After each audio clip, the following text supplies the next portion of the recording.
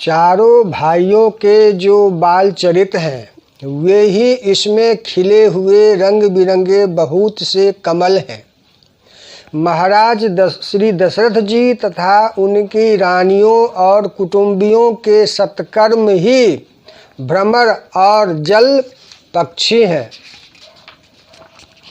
श्री सीता जी के स्वयंवर की जो सुंदर कथा है वही इस नदी में सुहावनी छवि छा रही है।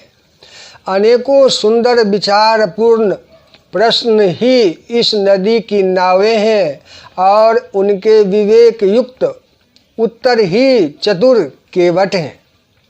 इस कथा को सुनकर पीछे जो आपस में चर्चा होती है वही इस नदी के सहारे सहारे चलने वाले यात्रियों का समाज शोभा पा रहा है। परशुराम जी का क्रोध इस नदी की भयानक धारा है और श्री रामचंद्र जी के श्रेष्ठ वचन ही सुंदर बंधे हुए घाट हैं। भाइयों सहित श्री रामचंद्र जी के विवाह का उत्साह ही इस कथा नदी की कल्याणकारिणी बाढ़ है जो सभी को सुख देने वाली है। इसके कहने सुनने में जो हर्षित और पुलकित होते हैं वे ही पुण्यात्मा पुरुष हैं जो प्रसन्न मन से इस नदी में नहाते हैं। श्री रामचंद्र जी के राज तिलक के लिए जो मंगल साज सजाया गया वही मानो पर्व के समय इस नदी पर यात्रियों के समूह इकट्ठे हुए हैं। कैकेयी की कुबुद्धि ही इस नदी में काई है जिसके फलस्वरूप बड़ी भारी विपत्ति आ पड़ी। संपूर्ण अनगणित उत्पातों को शांत करने वाला भरत जी का चरित्र नदी तट पर किया जाने वाला जप यज्ञ है। कलयुग के पापों और दुष्टों के अवगुणों के जो वर्णन हैं वे ही इस नदी के जल का कीचड़ और बगुले कौवे हैं। यह कीर्ति रूपनी नदी छहों ऋतुओं में सुंदर है। सभी समय यह परम सुहावनी और अत्यंत पवित्र है। इसमें शिव पार्वती का विवाह हेमंत ऋतु है। श्री रामचंद्र जी के जन्म का उत्सव सुखदायी शिशिर ऋतु है।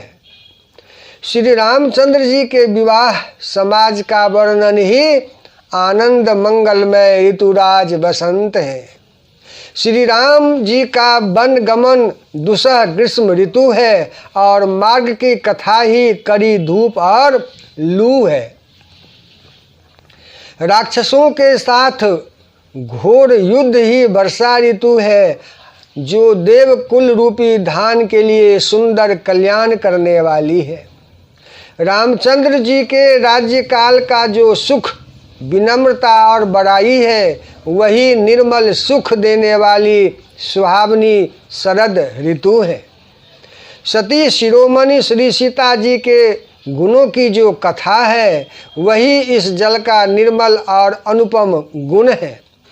श्री भरत जी का स्वभाव इस नदी की सुंदर शीतलता है जो सदा एक सी रहती है और जिसका वर्णन नहीं किया जा सकता।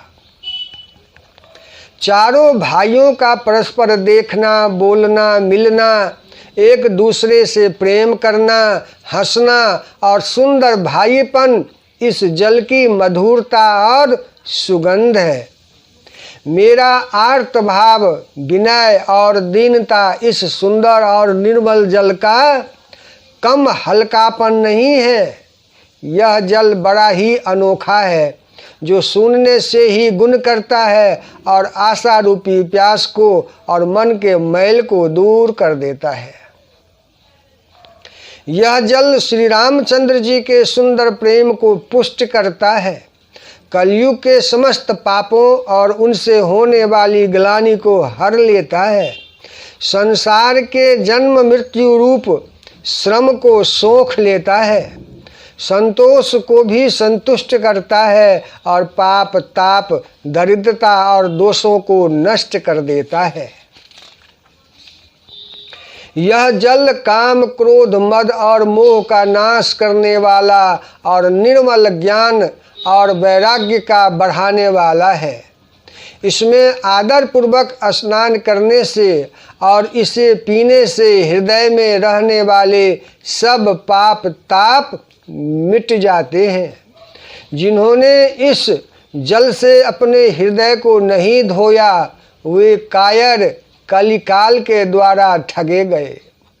जैसे प्यासा हिरन सूर्य की किरणों के रेत पर पड़ने से उत्पन्न हुए जल के भ्रम को वास्तविक समझ कर पीने को दौड़ता है और जल न पाकर दुखी होता है, वैसे ही वे कलयुग से ठके हुए जीव भी दुखी होंगे।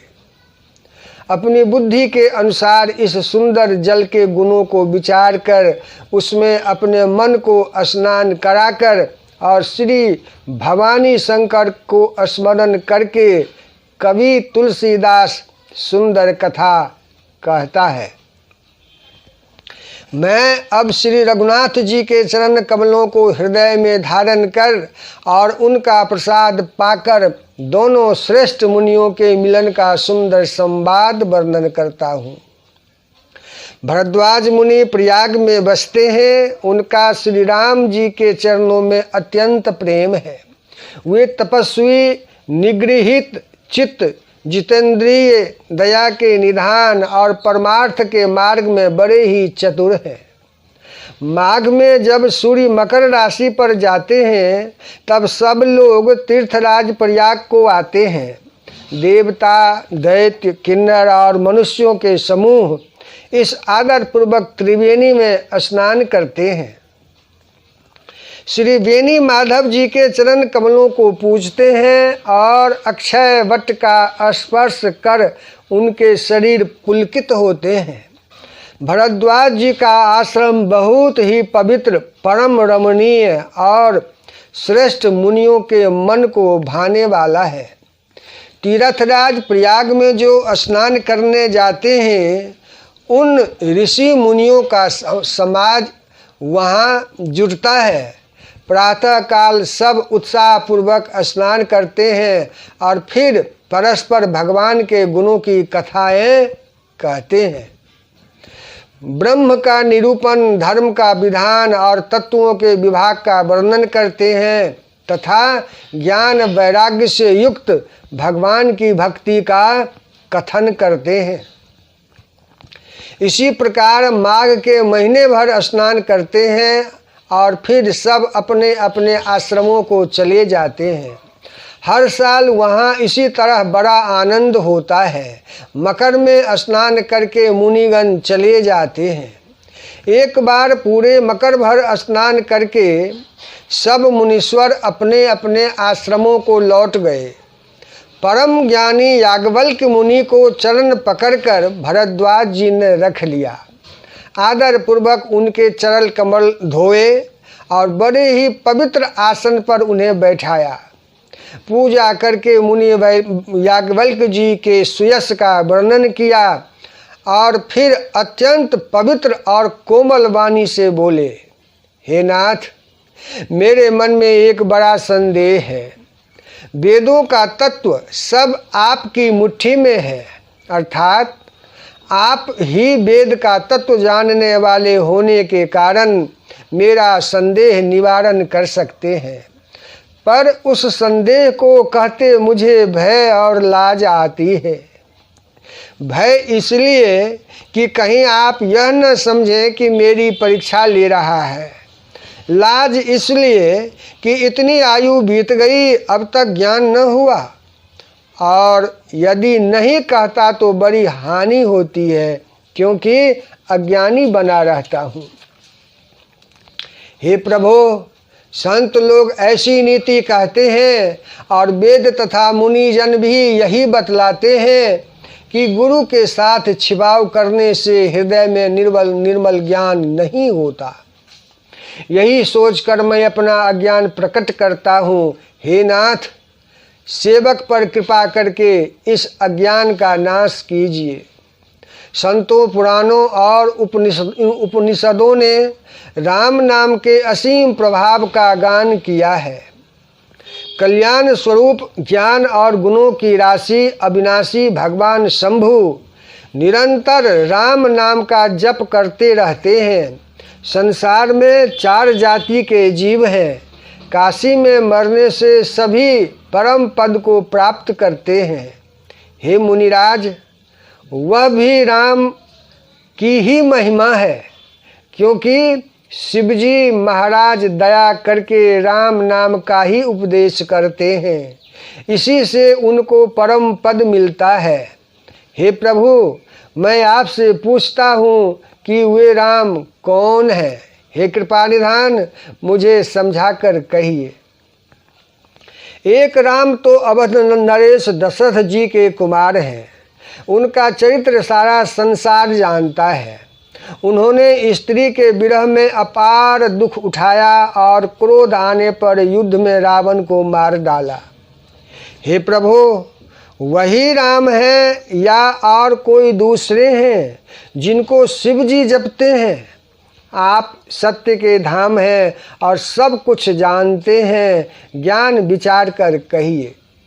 हे नाथ, जिस प्रकार से मेरा यह भारी भ्रम मिट जाए, आप वही कथा विस्तार पूर्वक कहिए। इस पर याज्ञवल्क्य जी मुस्कुरा कर बोले, श्री रघुनाथ जी को प्रभुता को तुम जानते हो। तुम मन, वचन और कर्म से श्री राम जी के भक्त हो। तुम्हारी चतुराई को मैं जान गया। तुम श्री राम जी के रहस्यमय गुणों को सुनना चाहते हो, इसी से तुमने ऐसा प्रश्न किया, मानो बड़े ही मूढ़ हो। हे तात, तुम आदर पूर्वक मन लगाकर सुनो। मैं श्री राम जी की सुंदर कथा कहता हूँ। बड़ा भारी अज्ञान विशाल महिषासुर है और श्री राम जी की कथा भयंकर काली जी है। श्री राम जी की कथा चंद्रमा की किरणों के समान है, जिसे संत रूपी चकोर सदा पान करते हैं। ऐसा ही संदेह पार्वती जी ने किया था, तब महादेव जी ने विस्तार से उसका उत्तर दिया था। अब मैं अपनी बुद्धि के अनुसार वही उमा और शिव जी का संवाद कहता हूँ। वह जिस समय और जिस हेतु से हुआ, उसे हे मुनि तुम सुनो, तुम्हारा विषाद मिट जाएगा। एक बार त्रेता युग में शिवजी अगस्त ऋषि के पास गए। उनके साथ जगजननी भवानी सती जी भी थीं। ऋषि ने संपूर्ण जगत के ईश्वर जानकर उनका पूजन किया। मुनिवर अगस्त जी ने राम कथा विस्तार से कही, जिसको महेश्वर ने परम सुख मानकर सुना। फिर ऋषि ने शिव जी से सुंदर हरि भक्ति पूछी और शिव जी ने उनको अधिकारी पाकर भक्ति का निरूपण किया। श्री रघुनाथ जी के गुणों की कथाएं कहते सुनते कुछ दिनों तक शिव जी वहाँ रहे। फिर मुनि से विदा मांगकर शिव जी दक्ष कुमारी सती जी के साथ कैलाश को चले। उन्हीं दिनों पृथ्वी का भार उतारने के लिए श्री हरि ने रघुवंश में अवतार लिया था। वे अविनाशी भगवान उस समय पिता के वचन से राज्य का त्याग करके तपस्वी या साधु वेश में दंडक वन में विचर रहे थे। शिवजी हृदय में विचारते जा रहे थे कि भगवान के दर्शन मुझे किस प्रकार हो। प्रभु ने गुप्त रूप से अवतार लिया है, मेरे जाने से सब लोग जान जाएंगे। श्री शंकर जी के हृदय में इस बात को लेकर बड़ी खलबली उत्पन्न हो गई, परंतु सती जी इस भेद को नहीं जानती थी। तुलसीदास जी कहते हैं कि शिव जी के मन में भेद खुलने का डर था, परंतु दर्शन के लोभ से उनके नेत्र ललचा रहे थे। रावण ने ब्रह्मा जी से अपनी मृत्यु मनुष्य के हाथ से मांगी थी। ब्रह्मा जी के वचनों को प्रभु सत्य करना चाहते हैं। मैं जो पास नहीं जाता हूँ तो बड़ा पछतावा रह जाएगा। इस प्रकार शिवजी विचार करते थे परंतु कोई भी युक्ति ठीक नहीं बैठती थी। इस प्रकार महादेव जी चिंता के वश हो गए। उसी समय नीच रावण ने जाकर मारीच को साथ लिया और वह मारीच तुरंत कपट मृग बन गया। मूर्ख रावण ने छल करके सीता जी को हर लिया। उसे श्री रामचंद्र जी के वास्तविक प्रभाव का कुछ भी पता न था।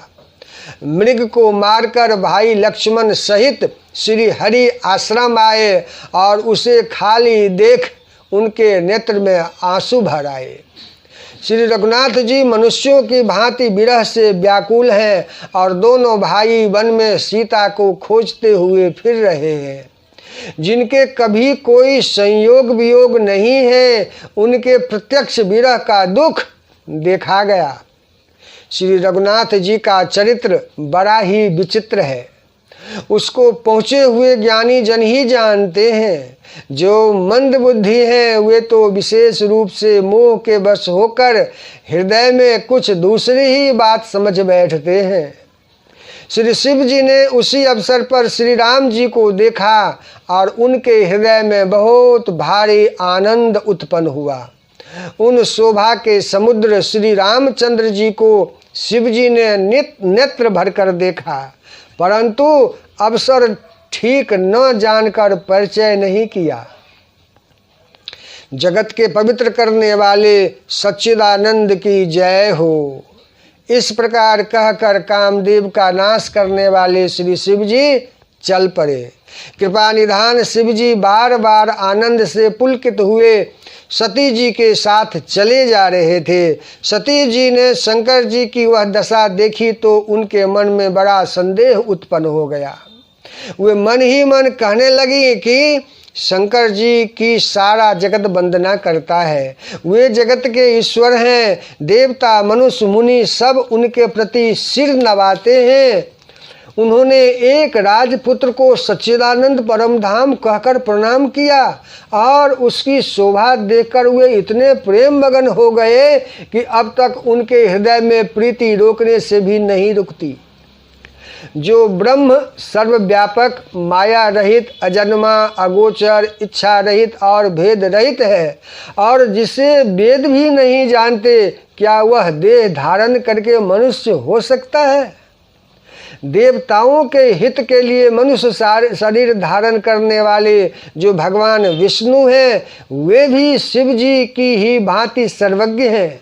वे ज्ञान के भंडार लक्ष्मीपति और असुरों के शत्रु भगवान विष्णु क्या अज्ञानी की तरह स्त्री को खोजेंगे? फिर शिव जी के वचन भी झूठे नहीं हो सकते। सब कोई जानते हैं कि शिव जी सर्वज्ञ हैं। सती के मन में इस प्रकार का अपार संदेह उठ खड़ा हुआ। किसी तरह भी उनके हृदय में ज्ञान का प्रादुर्भाव नहीं होता था। यद्यपि भवानी जी ने प्रकट कुछ नहीं कहा, पर अंतर्यामी शिव जी सब जान गए। वे बोले, हे सती सुनो, तुम्हारा स्त्री स्वभाव है। ऐसा संदेह मन में कभी न रखना चाहिए। जिनकी कथा का अगस्त ऋषि ने गान किया और जिनकी भक्ति मैंने मुनि को सुनाई, ये वही मेरे इष्ट देव श्री रघुवीर जी हैं, जिनकी सेवा ज्ञानी मुनि सदा क्या करते हैं। ज्ञानी मुनि योगी और सिद्ध निरंतर निर्मल चित्त से जिनका ध्यान करते हैं तथा वेद पुराण और शास्त्र नेति नेति कहकर जिनकी कीर्ति गाते हैं, उन्हीं सर्वव्यापक समस्त ब्रह्मांडों के स्वामी मायापति नित्य परम स्वतंत्र ब्रह्म रूप भगवान श्री राम जी ने अपने भक्तों के हित के लिए अपनी इच्छा से रघुकुल के मणि रूप में अवतार लिया है। यद्यपि शिव जी ने बहुत बार समझाया, फिर भी सती जी के हृदय में उनका उपदेश नहीं बैठा। तब महादेव जी मन में भगवान की माया का बल जानकर मुस्कुराते हुए बोले, जो तुम्हारे मन में बहुत बड़ा संदेह है तो तुम जाकर परीक्षा क्यों नहीं लेती? जब तक तुम मेरे पास लौट आओगी तब तक मैं इसी वर की छांव में बैठा हूँ। फिर जिस प्रकार तुम्हारा यह अज्ञान जनित भारी भ्रम दूर हो, विवेक के द्वारा सोच समझकर तुम वही करना। शिव जी की आज्ञा पाकर सती चली और मन में सोचने लगी कि भाई क्या करूं, कैसे परीक्षा लूं। इधर शिव जी ने मन में ऐसा अनुमान किया कि दक्ष कन्या सती का कल्याण नहीं है। जब मेरे समझाने से भी संदेह दूर नहीं होता, तब मालूम होता है विधाता ही उल्टे हैं। अब सती का कुशल नहीं है। जो कुछ राम ने रच रखा है वही होगा, तर्क करके कौन शाखा बढ़ाए। ऐसा कहकर शिव जी भगवान श्री हरि का नाम जपने लगे और सती जी वहाँ गई जहाँ सुख के धाम प्रभु श्री रामचंद्र जी थे। सती बार बार मन में विचार कर सीता जी का रूप धारण करके उस मार्ग की ओर आगे होकर चली जिससे सती जी के विचार अनुसार मनुष्यों के राजा रामचंद्र जी आ रहे थे। सती जी के बनावटी वेश को देखकर लक्ष्मण जी चकित हो गए और उनके हृदय में बड़ा भ्रम हो गया। वे बहुत गंभीर हो गए, कुछ कह नहीं सके। धीर बुद्धि लक्ष्मण प्रभु श्री रघुनाथ जी के प्रभाव को जानते थे। सब कुछ देखने वाले और सबके हृदय की जानने वाले देवताओं के स्वामी श्री रामचंद्र जी सती जी के कपट को जान गए। जिनके स्मरण मात्र से अज्ञान का नाश हो जाता है वही सर्वज्ञ भगवान श्री रामचंद्र जी हैं। स्त्री स्वभाव का असर तो देखो कि वहाँ उन सर्वज्ञ भगवान के सामने भी सती जी छिपाव करना चाहती हैं। अपनी माया के बल को हृदय में बखान कर श्री रामचंद्र जी हंसकर कोमल वाणी से बोले। पहले प्रभु ने हाथ जोड़कर सती जी को प्रणाम किया और पिता सहित अपना नाम बताया। फिर कहा कि वृषकेतु शिव जी कहाँ हैं? आप यहाँ वन में अकेली किस लिए फिर रही हैं? श्री रामचंद्र जी के कोमल और रहस्य भरे वचन सुनकर सती जी को बड़ा संकोच हुआ। वे डरती हुई चुपचाप शिव जी के पास चली। उनके हृदय में बड़ी चिंता हो गई कि मैंने शंकर जी का कहना न माना और अपने अज्ञान का श्री रामचंद्र जी पर आरोप किया। अब जाकर मैं शिव जी को क्या उत्तर दूंगी? ये सोचते सोचते सती जी के हृदय में अत्यंत भयानक जलन पैदा हो गई। श्री रामचंद्र जी ने जान लिया कि सती जी को दुख हुआ। तब उन्होंने अपना कुछ प्रभाव प्रकट करके उन्हें दिखलाया। सती जी ने मार्ग में जाते हुए यह कौतुक देखा कि श्री रामचंद्र जी सीता जी और लक्ष्मण जी सहित आगे चले जा रहे हैं। इस अवसर पर सीता जी को इसलिए दिखाया कि सती जी श्री राम जी के सच्चिदानंदमय रूप को देखें। वियोग और दुख की कल्पना जो उन्हें हुई थी वह दूर हो जाए तथा प्रकृतिस्थ हो जाए। तब उन्होंने पीछे की ओर फिर कर देखा तो वहाँ भी भाई लक्ष्मण जी और सीता जी के साथ श्री रामचंद्र जी सुंदर वेश में दिखाई दिए। वे जिधर देखती हैं उधर ही प्रभु श्री रामचंद्र जी विराजमान हैं और सुचतुर सिद्ध मुनीश्वर उनकी सेवा कर रहे हैं। सती जी ने अनेक शिव ब्रह्मा और विष्णु देखे जो एक से एक बढ़कर असीम प्रभाव वाले थे। उन्होंने देखा कि भांति भांति के वेश धारण किए सभी देवता श्री रामचंद्र जी की चरण वंदना और सेवा कर रहे हैं। उन्होंने अनगणित अनुपम सती ब्रह्मानी और लक्ष्मी देखी। जिस रूप में ब्रह्मा आदि देवता थे उसी के अनुकूल रूप में उनकी ये सब शक्तियाँ भी थीं। सती जी ने जहाँ तहाँ जितने श्री रघुनाथ जी देखे, शक्तियों सहित वहाँ उतने ही सारे देवताओं को भी देखा। संसार में जो चराचर जीव हैं वे भी अनेक प्रकार से सब देखे। उन्होंने देखा कि अनेकों वेश धारण करके देवता प्रभु श्री रामचंद्र जी की पूजा कर रहे हैं, परंतु श्री रामचंद्र जी का दूसरा रूप नहीं देखा। सीता जी सहित श्री रघुनाथ जी बहुत से देखे, परंतु उनके वेश अनेक नहीं थे। सब जगह वही रघुनाथ जी, वही लक्ष्मण और वही सीता जी। सती ऐसा देखकर बहुत ही डर गई। उनका हृदय कांपने लगा और देह की सारी शुद्ध बुद्ध जाती रही। वे आंख मूंद कर मार्ग में बैठ गई। फिर आंख खोलकर देखा तो वहाँ दक्ष कुमारी सती जी को कुछ भी न दिख पड़ा। तब वे बार बार श्री रामचंद्र जी के चरणों में सिर नवाकर वहाँ चली जहाँ श्री शिव जी थे। जब पास पहुँची तब श्री शिव जी ने हंसकर कुशल प्रश्न करके कहा कि तुमने राम जी की किस प्रकार परीक्षा ली? सारी बात सच सच कहो। सती जी ने श्री रघुनाथ जी के प्रभाव को समझकर डर के मारे शिव जी से छिपाव किया और कहा, हे स्वामिन, मैंने कुछ भी परीक्षा नहीं ली। वहाँ जाकर आपकी ही तरह प्रणाम किया। आपने जो कहा वह झूठ नहीं हो सकता। मेरे मन में यह बड़ा विश्वास है। तब शिव जी ने ध्यान करके देखा और सती जी ने जो चरित्र किया था सब जान लिया। फिर श्री रामचंद्र जी की माया को सिर नवाया, जिसने प्रेरणा करके सती जी के मुंह से झूठ कहला दिया। सुजान शिव जी ने मन में विचार किया कि हरि की इच्छा रूपी भाभी प्रबल है। सती जी ने सीता जी का वेश धारण किया। यह जानकर शिव जी के हृदय में बड़ा विषाद हुआ। उन्होंने सोचा कि यदि मैं अब सती जी से प्रीति करता हूँ तो भक्ति मार्ग लुप्त हो जाता है और बड़ा अन्याय होगा।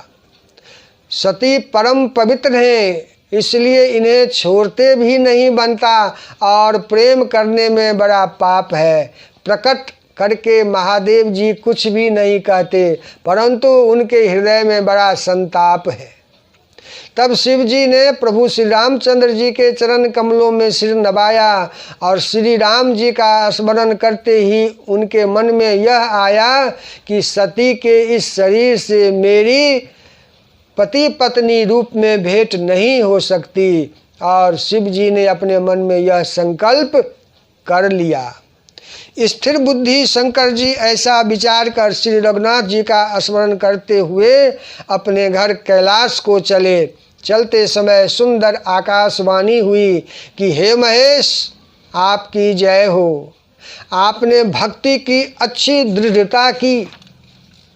आपको छोड़कर दूसरा कौन ऐसी प्रतिज्ञा कर सकता है? आप श्री रामचंद्र जी के भक्त हैं, समर्थ हैं और भगवान हैं। इस आकाशवाणी को सुनकर सती जी के मन में चिंता हुई और उन्होंने सकचाते हुए शिव जी से पूछा, हे कृपालु, कहिए आपने कौन सी प्रतिज्ञा की है? हे प्रभु, आप सत्य के धाम और दीन दयालु हैं। यद्यपि सती जी ने बहुत प्रकार से पूछा, परंतु त्रिपुरारी शिव जी ने कुछ नहीं कहा। सती जी ने हृदय में अनुमान किया कि सर्वज्ञ शिव जी सब जान गए। मैंने शिव जी से कपट किया। स्त्री स्वभाव से ही मूर्ख और बेसमझ होती है। प्रीति की सुंदर रीति देखिए कि जल भी दूध के साथ मिलकर दूध के समान भाव बिकता है, परंतु फिर कपट रूपी खटाई पड़ते ही पानी अलग हो जाता है, दूध फट जाता है और स्वाद प्रेम जाता रहता है। अपनी करनी को याद करके सती जी के हृदय में इतना सोच है और इतनी अपार चिंता है कि जिसका वर्णन नहीं किया जा सकता। उन्होंने समझ लिया कि शिव जी कृपा के परम अथाह सागर हैं, इससे प्रकट में उन्होंने मेरा अपराध नहीं कहा। शिव जी का रुख देखकर सती जी ने जान लिया कि स्वामी ने मेरा त्याग कर दिया और वे हृदय में व्याकुल हो उठी। अपनी पाप समझकर कुछ कहते नहीं बनता, परंतु हृदय भीतर ही भीतर कुम्हार के आवे की समान अत्यंत जलने लगा। वृषकेतु शिव जी ने सती को चिंतायुक्त जानकर उन्हें सुख देने के लिए सुंदर कथाएं कहीं। इस प्रकार मार्ग में विविध प्रकार के इतिहासों को कहते हुए विश्वनाथ कैलाश जा पहुँचे। वहाँ फिर शिव जी अपनी प्रतिज्ञा को याद करके बर के पेड़ के नीचे पद्मासन लगाकर बैठ गए। शिव जी ने अपना स्वाभाविक रूप संभाला, उनकी अखंड और अपार समाधि लग गई। तब सती जी कैलाश पर रहने लगी। उनके मन में बड़ा दुख था। इस रहस्य को कोई कुछ भी नहीं जानता था। उनका एक एक दिन युग के समान बीत रहा था। सती जी के हृदय में नित्य नया और भारी सोच हो रहा था कि मैं इस दुख समुद्र के पार कब जाऊंगी। मैंने जो श्री रघुनाथ जी का अपमान किया और फिर पति के वचनों को झूठ जाना, उसका फल विधाता ने मुझको दिया। जो उचित था वही किया, परंतु हे विधाता, अब मुझे यह उचित नहीं है जो शंकर से विमुख होने पर भी मुझे जिला रहा है। सती जी के हृदय की ग्लानि कुछ कही नहीं जाती। बुद्धिमती सती जी ने मन में श्री रामचंद्र जी का स्मरण किया और कहा, हे प्रभु, यदि आप दीन दयालु कहलाते हैं और वेदों ने आपका यह यश गाया है कि आप दुख को हरने वाले हैं, तो मैं हाथ जोड़कर विनती करती हूँ कि मेरी यह देह जल्दी छूट जाए। यदि मेरा शिव जी के चरणों में प्रेम है और मेरा यह प्रेम का व्रत मन वचन और कर्म आचरण से सत्य है, तो हे सर्व सरदर्शी प्रभु, सुनिए और शीघ्र वह उपाय कीजिए जिससे मेरा मरण हो और बिना ही परिश्रम यह पति परित्याग रूपी असह्य विपत्ति दूर हो जाए। दक्ष सुता सती जी इस प्रकार बहुत दुखित हुई थी। उनको इतना दारुण दुख था कि जिसका वर्णन नहीं किया जा सकता। 87,000 वर्ष बीत जाने पर अविनाशी शिव जी ने समाधि खोली। शिव जी राम नाम का स्मरण करने लगे। तब सती जी ने जाना कि अब जगत के स्वामी शिव जी जागे। उन्होंने जाकर शिव जी के चरणों में प्रणाम किया। शिव जी ने उनको बैठने के लिए सामने आसन दिया। शिव जी भगवान हरि की रसमयी कथाएं कहने लगे। उसी समय दक्ष प्रजापति हुए।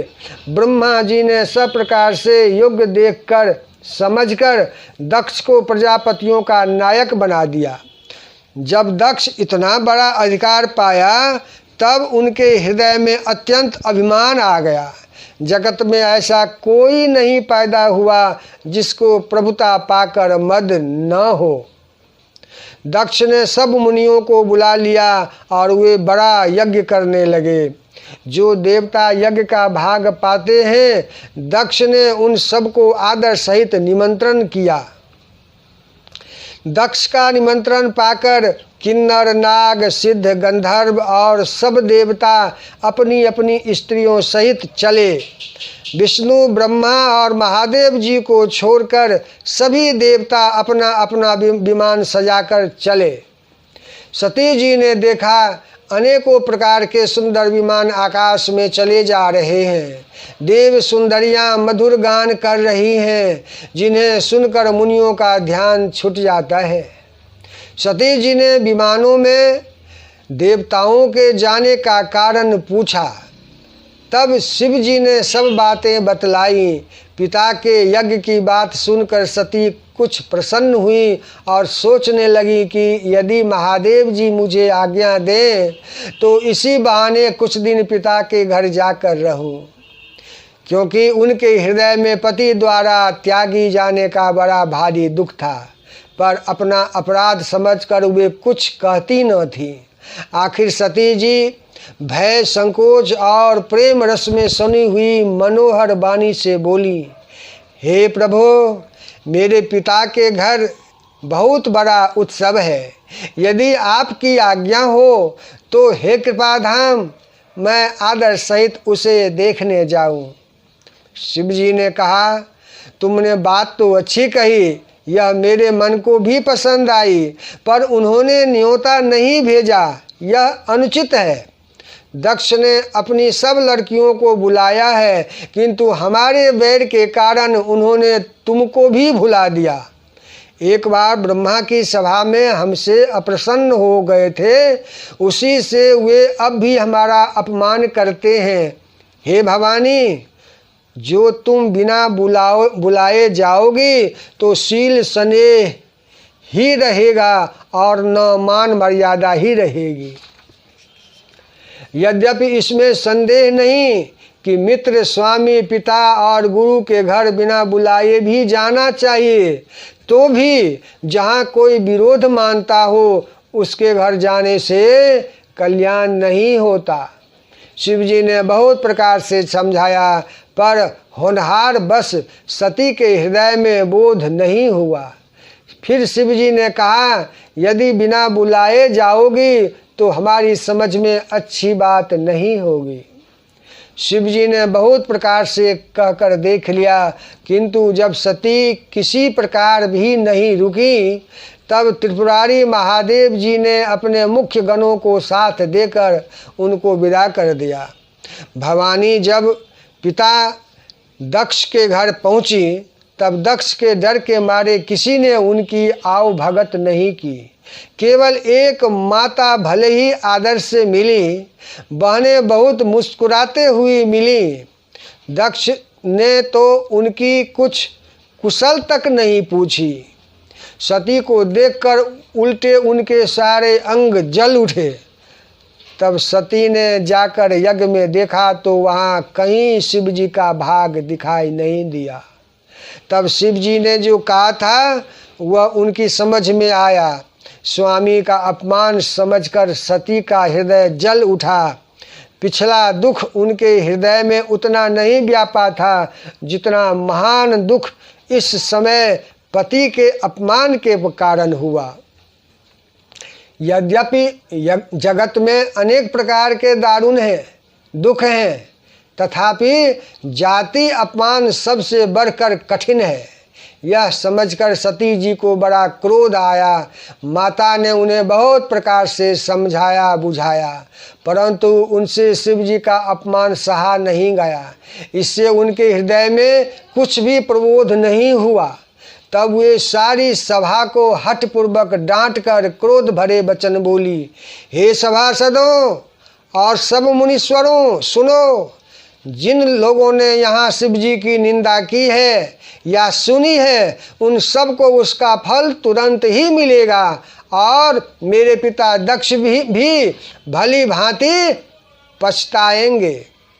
जहाँ संत, शिव जी और लक्ष्मीपति भगवान विष्णु की निंदा सुनी जाए, वहाँ ऐसी मर्यादा है कि यदि अपना बस चले तो उस निंदा करने वालों की जीभ काट ली जाए और नहीं तो कान मूंद कर वहाँ से भाग जाए।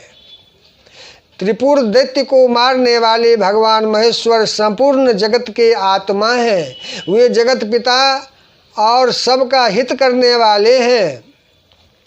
मेरा मंद बुद्धि पिता उनकी निंदा करता है और मेरा यह शरीर दक्ष के वीर्य से उत्पन्न है।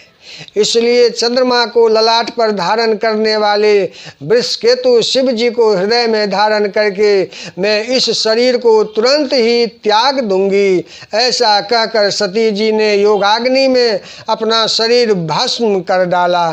सारी यज्ञशाला में हाहाकार मच गया।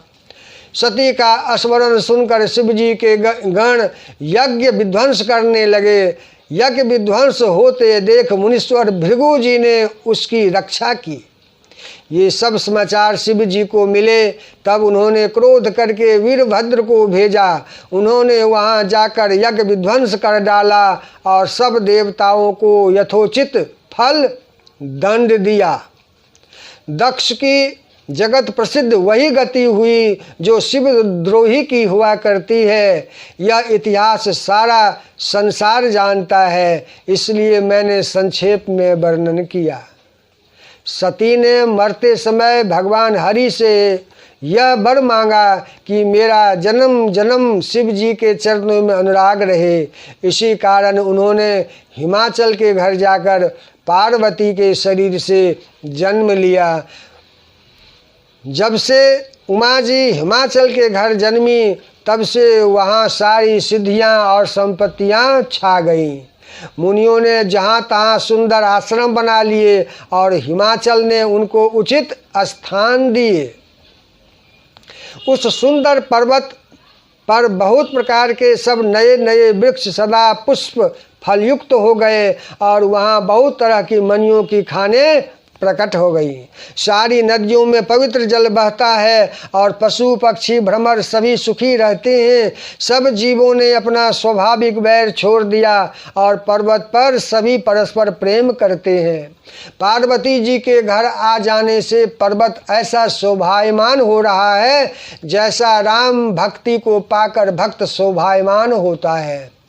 उस पर्वतराज के घर नित्य नए नए मंगल उत्सव होते हैं, जिसका ब्रह्मा आदि यश गाते हैं।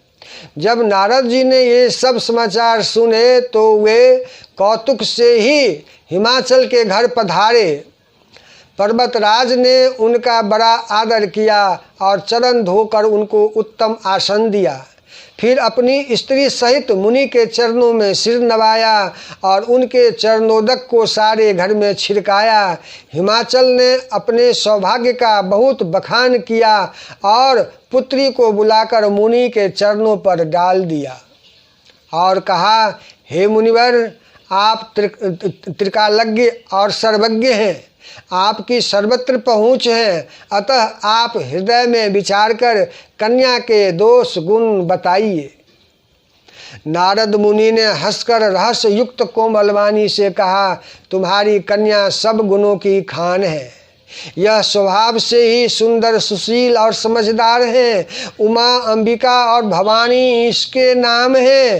कन्या सब सुलक्षणों से संपन्न है। यह अपने पति को सदा प्यारी होगी। इसका सुहाग सदा अचल रहेगा और इसके माता पिता यश पाएंगे। यह सारे जगत में पूज्य होगी और इसकी सेवा करने से कुछ भी दुर्लभ नहीं होगा। संसार में स्त्रियां इसका नाम स्मरण करके पतिव्रत रूपी तलवार की धार पर चढ़ जाएंगी। हे पर्वतराज, तुम्हारी कन्या सुलक्षणी है। अब इसमें जो 2-4 अवगुण हैं उन्हें भी सुन लो। गुणहीन, मानहीन, माता पिता विहीन, उदासीन, संशयहीन, योगी, जटाधारी, निष्काम हृदय, नंगा और अमंगल वेश वाला, ऐसा पति इसको मिलेगा। इसके हाथ में ऐसी ही रेखा पड़ी है। नारद मुनि की वाणी सुनकर और उसको हृदय में सत्य जानकर पति पत्नी हिमवान और मैना को बहुत दुख हुआ और पार्वती जी प्रसन्न हुई। नारद जी ने भी इस रहस्य को नहीं जाना, क्योंकि सबकी बाहरी दशा एक सी ही होने पर भी भीतरी समझ भिन्न भिन्न थी। सारी सखियां पार्वती, पर्वतराज, हिमवान और मैना सभी के शरीर पुलकित थे और सभी के नेत्रों में जल भरा था। देवर्षि के वचन असत्य नहीं हो सकते, यह विचार कर पार्वती ने उन वचनों को हृदय में धारण कर लिया। उन्हें शिव जी के चरण कमलों में स्नेह उत्पन्न हो आया, परंतु मन में यह संदेह नहीं हुआ कि उनका मिलना कठिन है। अवसर ठीक न जानकर उमा ने अपने प्रेम को छिपा लिया और फिर वे सखी की गोद में जाकर बैठ गई। देवर्षि की वाणी झूठी नहीं होगी, यह विचार कर हिमवान, मैना और सारी चतुर सखियां चिंता करने लगी। फिर हृदय में धीरज धरकर पर्वतराज ने कहा, हे नाथ, कहिए अब क्या उपाय किया जाए। मुनीश्वर ने कहा, हे हिमवान, सुनो, विधाता ने ललाट पर जो लिख दिया है उसको देवता, दानव, मनुष्य, नाग और मुनि कोई भी नहीं मिटा सकता। तो भी एक उपाय मैं बताता हूँ, यदि दैव सहायता करें तो वह सिद्ध हो सकता है।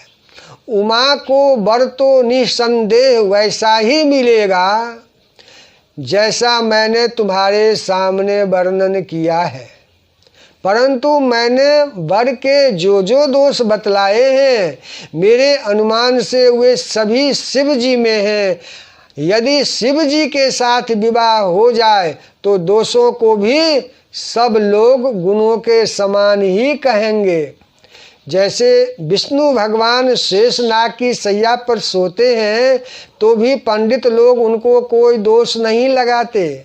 सूर्य और अग्निदेव अच्छे बुरे सभी रसों का भक्षण करते हैं परंतु उनको कोई बुरा नहीं कहता। गंगा जी में शुभ और अशुभ सभी जल बहता है पर कोई उन्हें अपवित्र नहीं कहता। सूर्य, अग्नि और गंगा जी की भांति समर्थ को कुछ दोष नहीं लगता। यदि मूर्ख मनुष्य ज्ञान के अभिमान से इस प्रकार होर करते हैं तो वे कल्प भर के लिए नरक में पड़ते हैं। भला कहीं जीव भी ईश्वर के समान सर्वथा स्वतंत्र हो सकता है। गंगा जल से भी बनाई हुई मदिरा को जानकर संत लोग कभी उसका पान नहीं करते, पर वही गंगा जी में मिल जाने पर जैसे पवित्र हो जाती है, ईश्वर और जीव में भी वैसा ही भेद है। शिव जी सहज ही समर्थ हैं क्योंकि वे भगवान हैं, इसलिए इस विवाह में सब प्रकार कल्याण है। परंतु महादेव जी की आराधना बड़ी कठिन है, फिर भी क्लेश करने से वे बहुत जल्द संतुष्ट हो जाते हैं। यदि तुम्हारी कन्या तप करे तो त्रिपुरारी महादेव जी होनहार को मिटा सकते हैं। यद्यपि संसार में वर अनेक हैं पर इसके लिए शिव जी को छोड़कर दूसरा वर नहीं है। शिव जी वर देने वाले, शरणागतों के दुखों का नाश करने वाले, कृपा के समुद्र और सेवकों के मन को प्रसन्न करने वाले हैं। शिव जी की आराधना किए बिना करोड़ों योग और जप करने पर भी वांछित फल नहीं मिलता। ऐसा कहकर भगवान का स्मरण करके नारद जी ने पार्वती जी को आशीर्वाद दिया और कहा कि हे पर्वतराज, तुम संदेह का त्याग कर दो, अब यह कल्याण ही होगा। यों कहकर नारद मुनि ब्रह्मलोक को चले गए। तब आगे जो चरित्र हुआ उसे सुनो। पति को एकांत में पाकर मैना ने कहा, हे नाथ, मैंने मुनि के वचनों का अर्थ कुछ नहीं समझा। जो हमारी कन्या के अनुकूल घर बर और कुल उत्तम हो तो विवाह कीजिए, नहीं तो लड़की चाहे कुमारे ही रहे। मैं अयोग्य वर के साथ उसका विवाह नहीं करना चाहती, क्योंकि हे स्वामीन, पार्वती मुझको प्राणों के समान प्यारी है। यदि पार्वती के योग्य वर न मिला तो सब लोग कहेंगे कि पर्वत स्वभाव से ही जड़ मूर्ख होते हैं। हे स्वामी, इस बात को विचार कर ही विवाह कीजिएगा, जिसमें फिर पीछे हृदय में संताप न हो। इस प्रकार कहकर मैना पति के चरणों पर मस्तक रखकर गिर पड़ी। तब हिमवान ने प्रेम से कहा, चाहे चंद्रमा में अग्नि प्रकट हो जाए पर नारद जी के वचन झूठे नहीं हो सकते। हे प्रिय, सब सोचकर, सब छोड़कर श्री भगवान का स्मरण करो। जिन्होंने पार्वती को रचा है वे ही कल्याण करेंगे। अब यदि तुम्हें कन्या पर प्रेम है तो जाकर उसे यह शिक्षा दो कि वह ऐसा तप करे जिससे शिवजी मिल जाएं। दूसरे उपाय से यह क्लेश नहीं मिटेगा। नारद जी के वचन रहस्य से युक्त और सकारण हैं और शिव जी समस्त सुंदर गुणों के भंडार हैं। यह विचार कर तुम मिथ्या संदेह को छोड़ दो। शिव जी सभी तरह से निष्कलंक हैं। पति के वचन सुन मन में प्रसन्न होकर मैना उठकर तुरंत पार्वती के पास गई। पार्वती को देखकर उनकी आंखों में आंसू भर आए। उसे स्नेह के साथ गोद में बैठा लिया। फिर बार बार उसे हृदय से लगाने लगी। प्रेम से मैना का गला भर आया। कुछ कहा नहीं जाता। जगजननी भवानी जी तो सर्वज्ञ ठहरी। माता के मन की दशा को जानकर वे माता को सुख देने वाली कोमल वाणी से बोली, माँ सुन, मैं तुझे सुनाती हूँ। मैंने ऐसा स्वप्न देखा है कि मुझे एक सुंदर गौर वर्ण श्रेष्ठ ब्राह्मण ने ऐसा उपदेश दिया है कि हे पार्वती, नारद जी ने जो कहा है उसे सत्य समझकर तू जाकर तप कर। फिर यह बात तेरे माता पिता को भी अच्छी लगी है। तप सुख देने वाला और दुख दोष का नाश करने वाला है। तप के बल से ही ब्रह्मा संसार को रचते हैं और तप के बल से ही विष्णु सारे जगत का पालन करते हैं। तप के बल से ही शंभु संहार करते हैं और तप के बल से ही शेष जी पृथ्वी का भार धारण करते हैं। हे भवानी, सारी सृष्टि तप के ही आधार पर है। ऐसा जी में जानकर तू जाकर तप कर।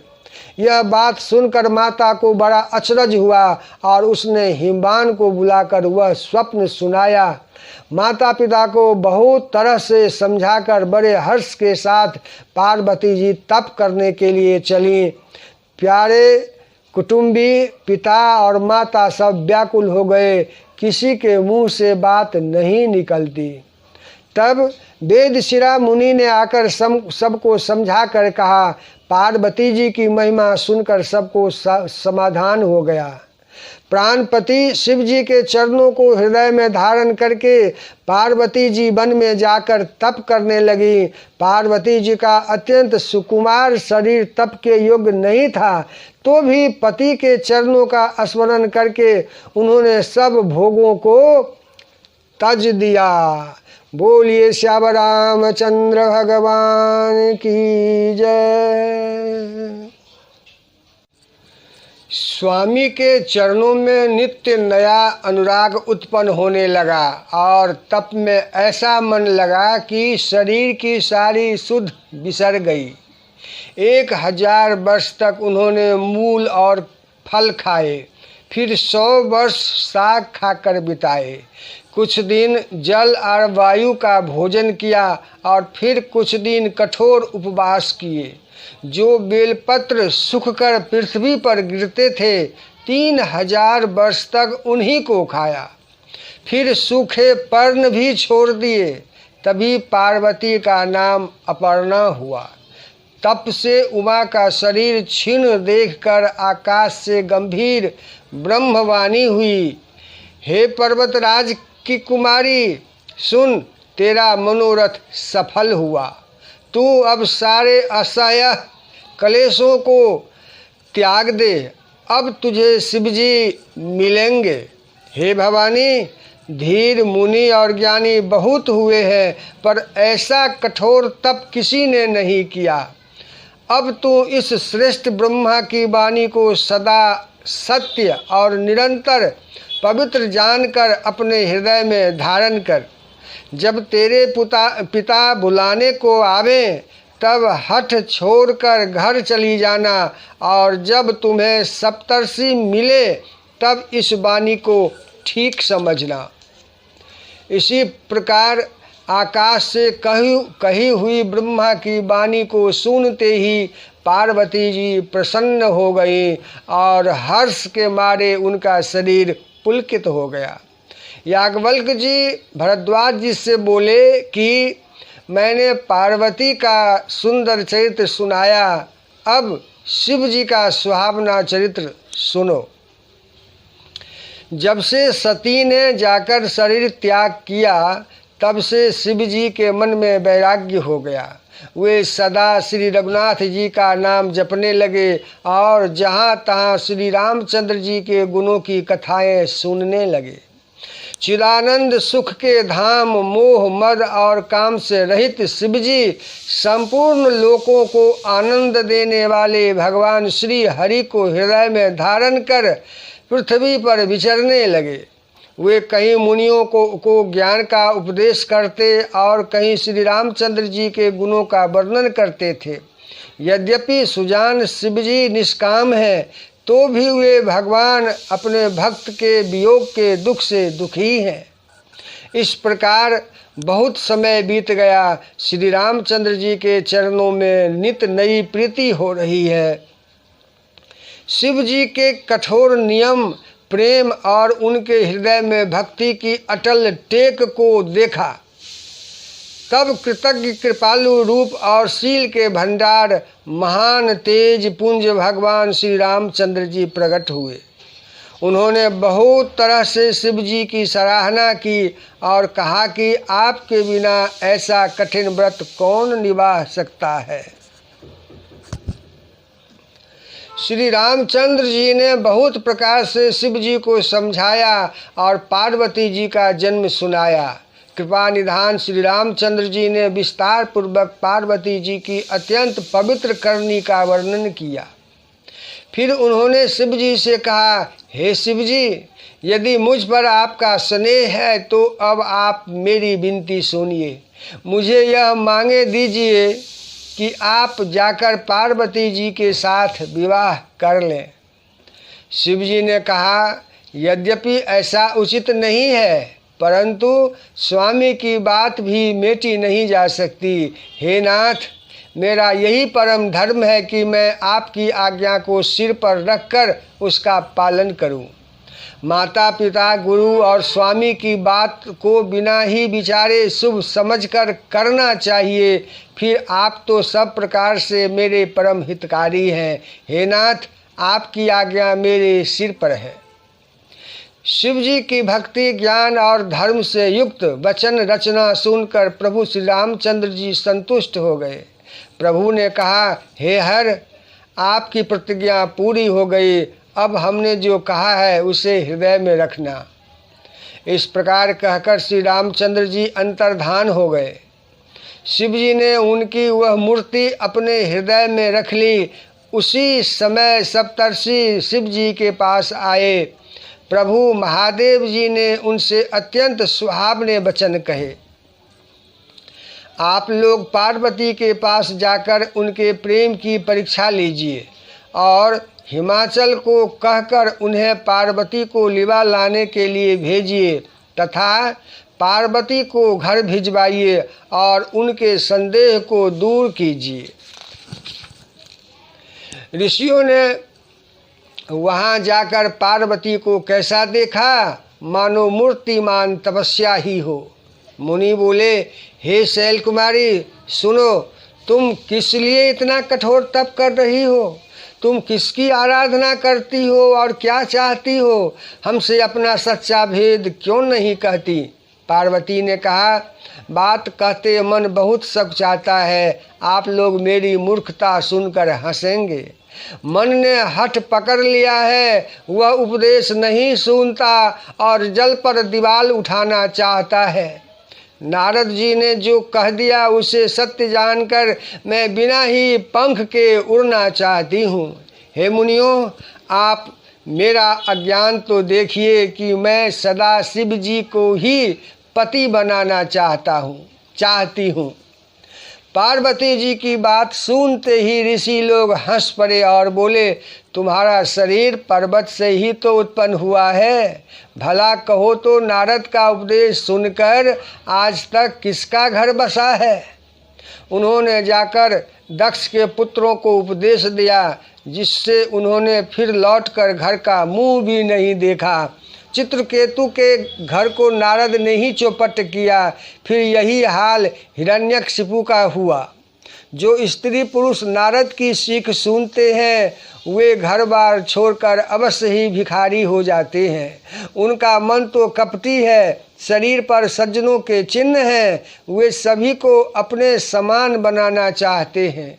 उनके वचनों पर विश्वास मानकर तुम ऐसा पति चाहती हो जो स्वभाव से ही उदासीन, गुणहीन, निर्लज्ज, बुरे वेश वाला, नर कपालों की माला पहनने वाला, कुलहीन, बिना घर बार का, नंगा और शरीर पर सांपों को लपेटे रखने वाला है। ऐसे वर के मिलने से कहो तुम्हें क्या सुख होगा। तुम उस ठग नारद के बहकावे में आकर खूब भूल की है। पहले पंचों के कहने से शिव ने सती से विवाह किया था, परंतु फिर उसे त्याग कर मरवा डाला। अब शिव को कोई चिंता नहीं रही, भीख मांग कर खा लेते हैं और सुख से सोते हैं।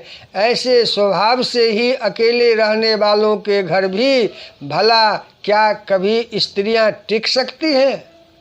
अब भी हमारा कहा मानो, हमने तुम्हारे लिए अच्छा वर विचारा है। वह बहुत ही सुंदर, पवित्र, सुखदायक और सुशील है, जिसका यश और लीला वेद गाते हैं। वह दोषों से रहित, सारे सद्गुणों की राशि, लक्ष्मी का स्वामी और बैकुंठपुरी का रहने वाला है। हम ऐसे वर को लाकर तुमसे मिला देंगे। यह सुनते ही पार्वती जी हंसकर बोली, आपने यह सत्य ही कहा है कि मेरा यह शरीर पर्वत से उत्पन्न हुआ है, इसलिए हठ नहीं छूटेगा। शरीर भले ही छूट जाए, सोना भी पत्थर से ही उत्पन्न होता है, सो वह जलाए जाने पर भी अपने स्वभाव को नहीं छोड़ता। अतः मैं नारद जी के वचनों को नहीं छोड़ूंगी, चाहे घर बसे या उजड़े, इससे मैं नहीं डरती। जिसको गुरु के वचनों में विश्वास नहीं है, उसको सुख और सिद्धि स्वप्न में भी सुगम नहीं होती। माना कि महादेव जी अवगुणों के भवन हैं और विष्णु समस्त सद्गुणों के धाम हैं, पर जिसका मन जिसमें रम गया उसको तो उसी से काम है। हे मुनीश्वरों, यदि आप पहले मिलते तो मैं आपका उपदेश सिर माथे रखकर सुनती, परंतु अब तो मैं अपना जन्म शिव जी के लिए हार चुकी, फिर गुण दोषों का विचार कौन करे। यदि आपके हृदय में बहुत ही हठ है और विवाह की बातचीत किए बिना आपसे रहा नहीं जाता, तो संसार में वर कन्या बहुत हैं। खिलवाड़ करने वालों को आलस्य तो होता नहीं, और कहीं जाकर कीजिए। मेरा तो करोड़ जन्मों तक यही हठ रहेगा कि या तो शिव जी को वरूंगी, नहीं तो कुमारी ही रहूंगी। स्वयं शिव जी 100 बार कहें तो भी नारद जी के उपदेश को नहीं छोड़ूंगी। जगजननी पार्वती जी ने फिर कहा, मैं आपके पैरों पड़ती हूँ, आप अपने घर जाइए, बहुत देर हो गई। प्रेम देखकर ज्ञानी मुनि बोले, हे जगजननी, हे भवानी, आपकी जय हो, जय हो। आप माया हैं और शिव जी भगवान हैं, आप दोनों समस्त जगत के माता पिता हैं। यह कहकर मुनि पार्वती जी के चरणों में सिर नवाकर चल दिए। उनके शरीर बार बार पुलकित हो रहे थे। मुनियों ने जाकर हिमवान को पार्वती जी के पास भेजा और वे विनती करके उनको घर ले आए। फिर सप्त ऋषियों ने शिव जी के पास जाकर उनको पार्वती जी की सारी कथा सुनाई। पार्वती जी का प्रेम सुनते ही शिव जी आनंद मग्न हो गए। सप्त ऋषि प्रसन्न होकर अपने घर ब्रह्मलोक को चले गए। तब सुजान शिव जी मन को स्थिर करके श्री रघुनाथ जी का ध्यान करने लगे। उसी समय तारक नाम का असुर हुआ, जिसकी भुजाओं का बल, प्रताप और तेज बहुत बड़ा था। उसने सब लोक और लोकपालों को जीत लिया। सब देवता सुख और संपत्ति से रहित हो गए। वह अजर अमर था, इसलिए किसी से जीता नहीं जाता था। देवता उसके साथ बहुत तरह की लड़ाइयाँ लड़कर हार गए। तब उन्होंने ब्रह्मा जी के पास जाकर पुकार मचाई। ब्रह्मा जी ने सब देवताओं को दुखी देखा।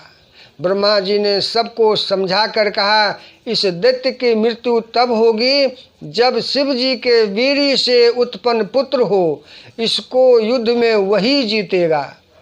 मेरी बात सुनकर उपाय करो, ईश्वर सहायता करेंगे और काम हो जाएगा। सती जी ने जो दक्ष के यज्ञ में देह का त्याग किया था, उन्होंने अब हिमाचल के घर जाकर जन्म लिया है। उन्होंने शिव जी को पति बनाने के लिए तप किया है। इधर शिव जी सब छोड़ छाड़ कर समाधि लगा बैठे हैं। यद्यपि है तो बड़े असमंजस की बात, तथापि मेरी एक बात सुनो। तुम जाकर कामदेव को शिव जी के पास भेजो। वह शिव जी के मन में क्षोभ उत्पन्न करे, उनकी समाधि को भंग करे। तब हम जाकर शिव जी के चरणों में सिर रख देंगे और जबरदस्ती उन्हें राजी करके विवाह करा देंगे। इस प्रकार से भले ही देवताओं का हित हो और तो कोई उपाय नहीं है। सबने कहा, यह सम्मति बहुत अच्छी है। फिर देवताओं ने बड़े प्रेम से स्तुति की। तब विषम बाण धारण करने वाला और मछली के चिन्ह युक्त ध्वजा वाला कामदेव प्रकट हुआ। देवताओं ने कामदेव से अपनी सारी विपत्ति कही। सुनकर कामदेव ने मन में विचार किया और हंसकर देवताओं से यूँ कहा कि शिव जी के साथ विरोध करने में मेरी कुशल नहीं है, तथापि मैं तुम्हारा काम तो करूँगा, क्योंकि वेद दूसरे के उपकार को परम धर्म कहते हैं। जो दूसरे के हित के लिए अपना शरीर त्याग देता है, संत सदा उसकी बड़ाई करते हैं। यूँ कह और सबको सिर नवाकर कामदेव अपने पुष्प के धनुष को हाथ में लेकर सहायकों के साथ चला। चलते समय कामदेव ने हृदय में ऐसा विचार किया कि शिव जी के साथ विरोध करने से मेरा मरण निश्चित है। तब उसने अपना प्रभाव फैलाया और समस्त संसार को अपने वश में कर लिया। जिस समय उस मछली के चिन्ह की ध्वजा वाले कामदेव ने कोप किया, उस समय क्षण भर में ही वेदों की सारी मर्यादा मिट गई। ब्रह्मचर्य, नियम, नाना प्रकार के संयम, धीरज, धर्म, ज्ञान, विज्ञान, सदाचार, जप, योग, वैराग्य आदि विवेक की सारी सेना डरकर भाग गई। विवेक अपने सहायकों सहित भाग गया। उसके योद्धा रणभूमि से पीठ दिखा गए। उस समय वे सब सद्ग्रंथ रूपी पर्वत की कंदराओं में जा छिपे, अर्थात ज्ञान, वैराग्य, संयम, नियम, सदाचार आदि ग्रंथों में ही लिखे रह गए। उनका आचरण छूट गया। सारे जगत में खलबली मच गई और सब कहने लगे, हे विधाता, अब क्या होने वाला है? हमारी रक्षा कौन करेगा? ऐसा दो सिर वाला कौन है जिसके लिए रति के पति कामदेव ने कोप करके हाथ में धनुष बाण उठाया है? जगत में स्त्री पुरुष संज्ञा वाले जितने चर अचर प्राणी थे, वे सब अपनी अपनी मर्यादा छोड़कर काम के वश हो गए। सबके हृदय में काम की इच्छा हो गई। लताओं बेलों को देखकर वृक्षों की डालियां झुकने लगी। नदियां उमड़ उमड़ कर समुद्र की ओर दौड़ी और ताल तलैयां भी आपस में संगम करने लगी। जड़, वृक्ष, नदी आदि की यह दशा कही गई। तब चेतन जीवों की करनी कौन कह सकता? आकाश, जल और पृथ्वी पर विचरने वाले सारे पशु पक्षी अपने संयोग का समय भुलाकर काम के वश हो गए। सब लोग कामांध होकर व्याकुल हो गए। चकबा चकबी रात दिन नहीं देखते। देव दैत्य मनुष्य किन्नर सर्प प्रेत पिशाच भूत पैताल ये तो सदा ही काम के गुलाम हैं। यह समझकर मैंने इनकी दशा का वर्णन नहीं किया। सिद्ध विरक्त महामुनि और महान योगी भी काम के बस होकर योग रहित या स्त्री के विरही हो गए। जब योगीश्वर और तपस्वी भी काम के बस हो गए तब पामर मनुष्यों की कौन कहे। जो समस्त चराचर जगत को ब्रह्ममय देखते थे वे अब उसे स्त्रीमय देखने लगे। स्त्रियां सारे संसार को पुरुषमय देखने लगीं और पुरुष उसे स्त्रीमय देखने लगे। 2 घड़ी तक सारे ब्रह्मांड के अंदर कामदेव का रचा हुआ यह कौतुक तमाशा बना रहा। किसी ने भी हृदय में धैर्य धारण नहीं किया। कामदेव ने सबके मन हर लिए। श्री रघुनाथ जी ने जिनकी रक्षा की केवल वे ही उस समय बचे रहे। 2 घड़ी तक ऐसा तमाशा हुआ जब तक कामदेव शिव जी के पास पहुंच गया। शिव जी को देखकर कामदेव डर गया। तब सारा संसार फिर जैसा का तैसा स्थिर हो गया। तुरंत ही सब जीव वैसे ही सुखी हो गए जैसे मत वाले लोग मद उतर जाने पर सुखी होते हैं। दुराधर्ष जिनको पराजित करना अत्यंत ही कठिन है और दुर्गम जिनका पार पाना कठिन है, भगवान संपूर्ण ऐश्वर्य धर्म यश श्री ज्ञान और वैराग्य रूप 6 ईश्वरीय गुणों से युक्त रुद्र महाभयंकर शिव जी को देखकर कामदेव भयभीत हो गया। लौट जाने में लज्जा मालूम होती है और करते कुछ बनता नहीं। आखिर मन में मरने का निश्चय करके उसने उपाय रचा। तुरंत ही सुंदर ऋतुराज बसंत को प्रकट किया। फूले हुए नए नए वृक्षों की कतारें सुशोभित हो गईं। वन उपवन बावली तालाब और सब दिशाओं के विभाग परम सुंदर हो गए। जहाँ तहाँ मानो प्रेम उमड़ रहा है, जिसे देखकर मरे मनों में भी कामदेव जाग उठा। मरे हुए मन में भी कामदेव जागने लगा। वन की सुंदरता कही नहीं जा सकती।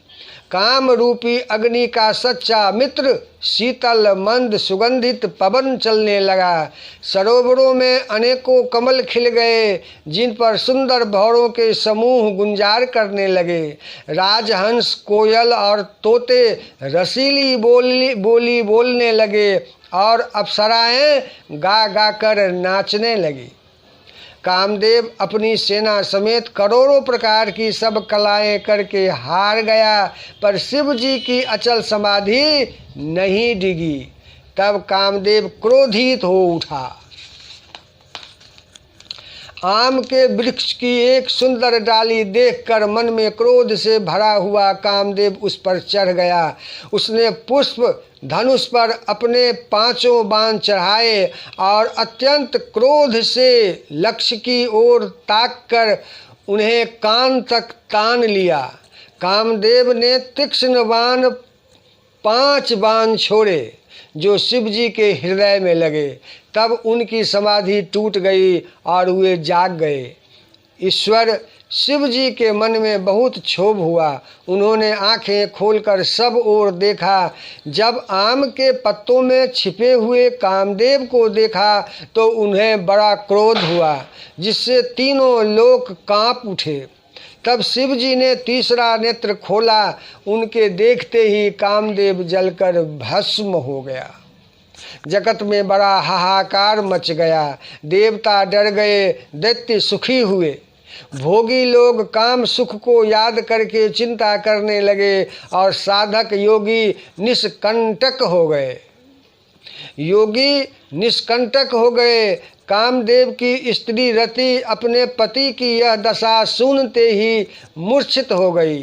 रोती चिल्लाती और भांति भांति से करुणा करती हुई वह शिव जी के पास गई अत्यंत प्रेम के साथ अनेकों प्रकार से विनती करके हाथ जोड़कर सामने खड़ी हो गई।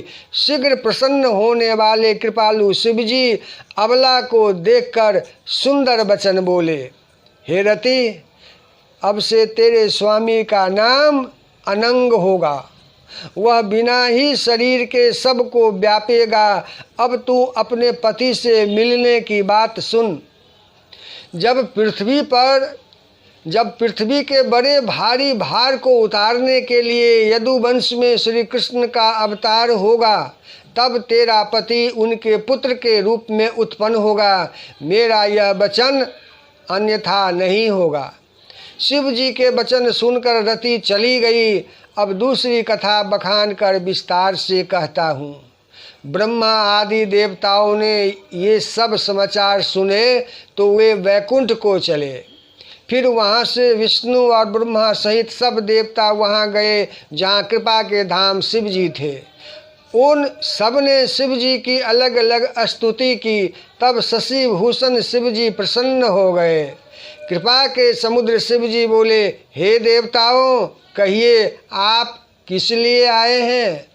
ब्रह्मा जी ने कहा, हे प्रभु, आप अंतर्यामी हैं, तथापि हे स्वामी, भक्ति बस मैं आपसे विनती करता हूँ।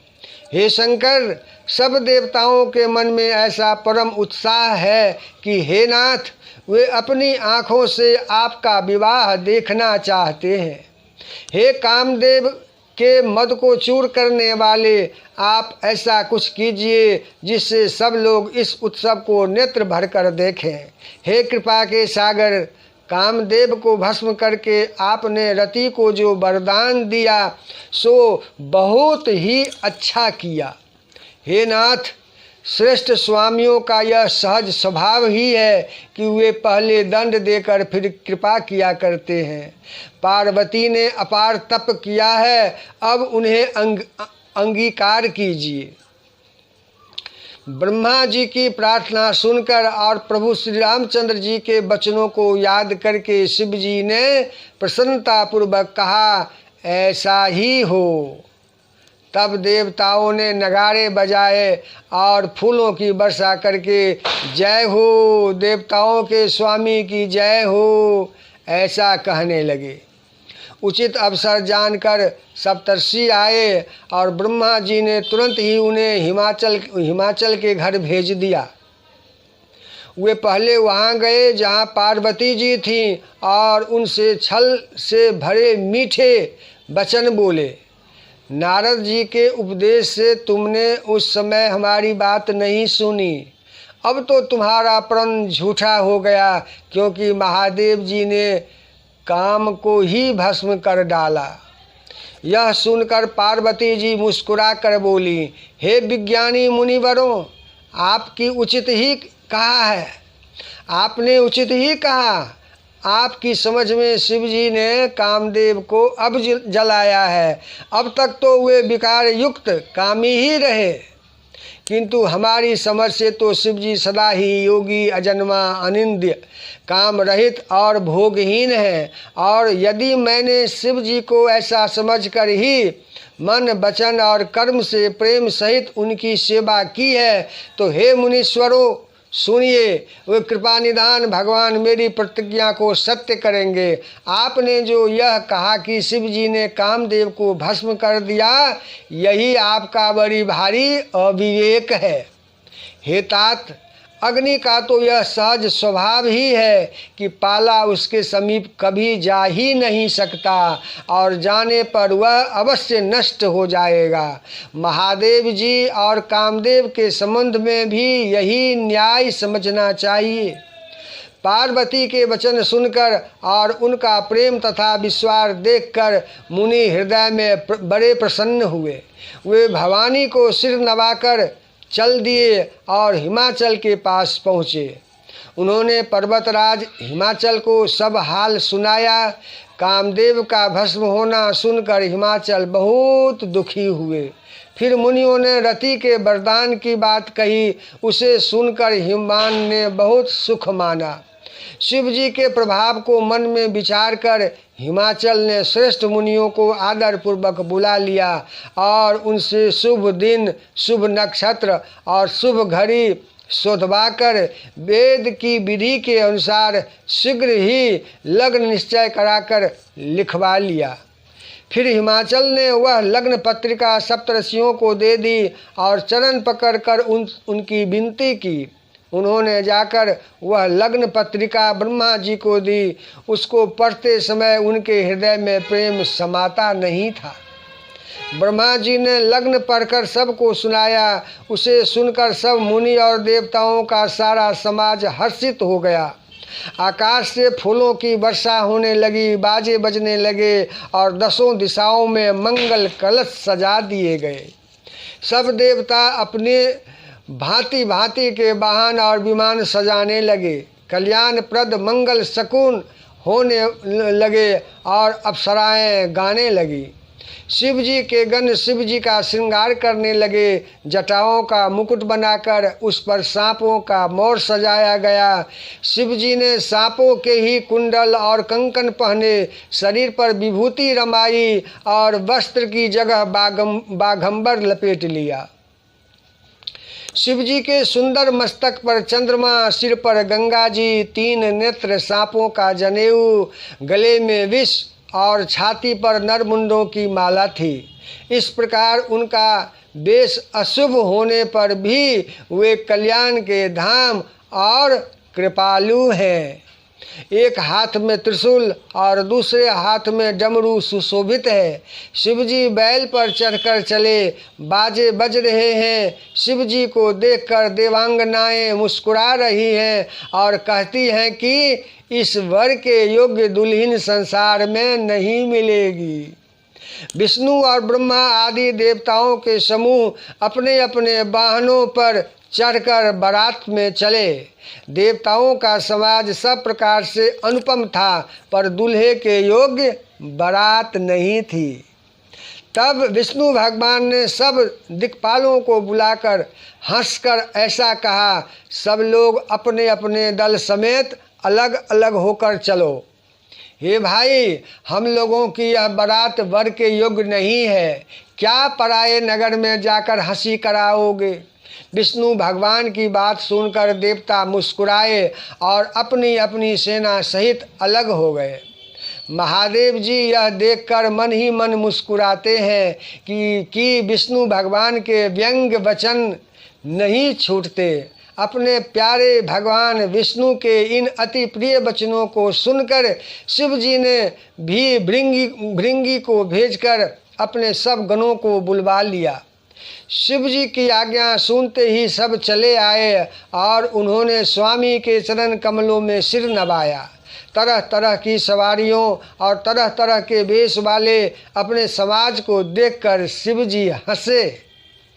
कोई बिना मुख का है, किसी के बहुत से मुख हैं, कोई बिना हाथ पैर का है तो किसी के कई हाथ पैर हैं, किसी के बहुत आँखें हैं तो किसी के एक भी आँख नहीं है, कोई बहुत मोटा ताजा है तो कोई बहुत ही दुबला पतला है, कोई बहुत दुबला पतला, कोई बहुत मोटा, कोई पवित्र और कोई अपवित्र वेश धारण किए हुए हैं, भयंकर गहने पहने, हाथ में कपाल लिए हैं और सब के सब शरीर में ताज़ा खून लपेटे हुए हैं। गधे, कुत्ते, सूअर और सियार से उनके मुख हैं। गणों के अनगणित वेशों को कौन गिने। बहुत प्रकार के प्रेत, पिशाच और योगिनियों की जमाते हैं, उनका वर्णन करते नहीं बनता। भूत प्रेत नाचते और गाते हैं, वे सब बड़े मौजी हैं, देखने में बहुत ही बेढंगे जान पड़ते हैं और बड़े ही विचित्र ढंग से बोलते हैं। जैसा दुल्हा है अब वैसी ही बारात बन गई। मार्ग में चलते हुए भांति भांति के कौतुक होते जाते हैं। इधर हिमाचल ने ऐसा विचित्र मंडप बनाया कि जिसका वर्णन नहीं हो सकता। जगत में जितने छोटे बड़े पर्वत थे जिनका वर्णन करके पार नहीं मिलता, तथा जितने वन, समुद्र, नदियाँ और तालाब थे, हिमाचल ने सबको न्योता भेजा। वे सब अपने इच्छानुसार रूप धारण करने वाले सुंदर शरीर धारण कर सुंदरी स्त्रियों और समाजों के साथ हिमाचल के घर गए। सभी स्नेह सहित मंगल गीत गाते हैं। हिमाचल ने पहले ही से बहुत से घर सजवा रखे थे। यथा योग्य उन स्थानों में सब लोग उतर गए। नगर की सुंदर शोभा देखकर ब्रह्मा की रचना चातुरी भी तुच्छ लगती थी। नगर की शोभा देखकर ब्रह्मा की निपुणता सचमुच तुच्छ लगती है। वन बाग कुएं तालाब नदियाँ सभी सुंदर हैं, उनका वर्णन कौन कर सकता। घर घर बहुत से मंगल सूचक तोरण और ध्वजा पताकाएं सुशोभित हो रही है। वहाँ के सुंदर चतुर स्त्री पुरुषों की छवि देखकर मुनियों के भी मन मोहित हो जाते हैं। जिस नगर में स्वयं जगदम्बा ने अवतार लिया, क्या उसका वर्णन हो सकता है। वहाँ रिद्धि सिद्धि संपत्ति और सुख नित नए बढ़ते जाते हैं। बारात को नगर के निकट आई सुनकर नगर में चहल पहल मच गई, जिससे उसकी शोभा बढ़ गई। अगवानी करने वाले लोग बनाव श्रृंगार करके तथा नाना प्रकार की सवारियों को सजाकर आदर सहित बारात को लेने चले। देवताओं के समाज को देखकर सब मन में प्रसन्न हुए और विष्णु भगवान को देखकर तो बहुत ही सुखी हुए। किंतु जब शिव जी के दल को देखने लगे तब तो उनके सब वाहन सवारियों के हाथी घोड़े रथ के बैल आदि डरकर भाग चले। कुछ बड़ी उम्र के समझदार लोग धीरज धरकर वहाँ डटे रहे। लड़के तो सब अपने प्राण लेकर भागे। घर पहुँचने पर जब माता पिता पूछते हैं तब वे भय से कांपते हुए शरीर से ऐसा वचन कहते हैं, क्या कहें, कोई बात कही नहीं जाती। यह बारात है या यमराज की सेना। दूल्हा पागल है और बैल पर सवार है। सांप कपाल और राख ही उसके गहने हैं। दूल्हे के शरीर पर राख लगी है, सांप और कपाल के गहने हैं। वह नंगा जटाधारी और भयंकर है। उसके साथ भयानक मुख वाले भूत प्रेत पिशाच योगिनियाँ और राक्षस हैं। जो बारात को देखकर जीता बचेगा सचमुच उसके बड़े ही पुण्य हैं और वही पार्वती का विवाह देखेगा। लड़कों ने घर घर यही बात कही। महेश्वर शिव जी का समाज समझकर सब लड़कों के माता पिता मुस्कुराते हैं। उन्होंने बहुत तरह से लड़कों को समझाया कि निडर हो जाओ, डर की कोई बात नहीं है। अगवान लोग बारात को लिबा लाए। उन्होंने सबको सुंदर जनवा से ठहरने को दिए। मैना ने शुभ आरती सजाई और उनके साथ की स्त्रियां उत्तम मंगल गीत गाने लगीं। सुंदर हाथों में सोने का थाल सुशोभित है। इस प्रकार मैना हर्ष के साथ शिव जी का दर्शन करने चली। जब महादेव जी को भयानक वेश में देखा तब तो स्त्रियों के मन में बड़ा भारी भय उत्पन्न हो गया। बहुत ही डर के मारे भागकर वे घर में घुस गईं और शिव जी जहाँ जनवासा था वहाँ चले गए। मैना के हृदय में बड़ा दुख हुआ। उन्होंने पार्वती जी को अपने पास बुला लिया और अत्यंत स्नेह से गोद में बैठाकर अपने नील कमल के समान नेत्रों से आंसू भरकर कहा, जिस विधाता ने तुमको ऐसा सुंदर रूप दिया उस मूर्ख ने तुम्हारे दूल्हे को बावला कैसे बनाया। जिस विधाता ने तुमको सुंदरता दी उसने तुम्हारे लिए वर बावला कैसे बनाया। जो फल कल्प वृक्ष में लगना चाहिए वह जबरदस्ती बबूल में लग रहा है। मैं तो तुम्हें लेकर पहाड़ से गिर पड़ूंगी, आग में जल जाऊंगी या समुद्र में कूद पड़ूंगी। चाहे घर उजड़ जाए और संसार में अपकीर्ति फैल जाए, पर जीते जी मैं इस बावले वर से तुम्हारा विवाह नहीं करूंगी। हिमाचल की स्त्री मैना को दुखी देखकर सारी स्त्रियां व्याकुल हो गईं। मैना अपनी कन्या के स्नेह को याद करके विलाप करती, रोती और कहती थी, मैंने नारद का क्या बिगाड़ा था, जिन्होंने मेरा बसता हुआ घर उजाड़ दिया और जिन्होंने पार्वती को ऐसा उपदेश दिया कि जिससे उसने बाबले बर के लिए तप किया। सचमुच उनके न किसी का मोह है, न माया, न उनके धन है, न घर है और न स्त्री है। वे सबसे उदासीन हैं, इसी से वे दूसरों का घर उजाड़ने वाले हैं। उन्हें न किसी की लाज है, न डर है। भला बाँझ स्त्री प्रसव की पीड़ा को क्या जाने। माता को विकल देखकर पार्वती जी विवेक युक्त कोमल बानी बोली, हे माता, जो विधाता रच देते हैं वह टलता नहीं, ऐसा विचार कर तुम सोच मत करो।